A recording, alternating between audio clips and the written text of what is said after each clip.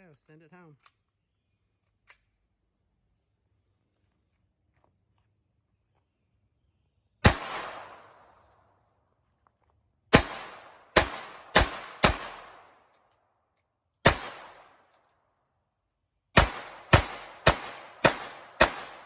So I just wanted to provide a quick after-action report after some more target practice with the Walther PPQ and 22 long rifle.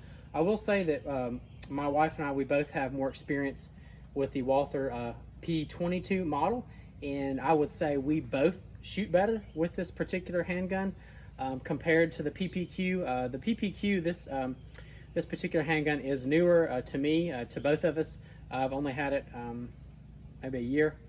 I think I've had it, and just haven't got a lot of rounds down range with it so far. I do like it, but for some reason I'm just having a harder time getting good accuracy with this model compared to the smaller P22. But I'm just going to take a little bit more work, and that's just what practice is all about. You know, putting rounds down range and seeing, you know, how certain guns feel and how they work with in your hands. So I hope you enjoyed the video. Thank you for your time.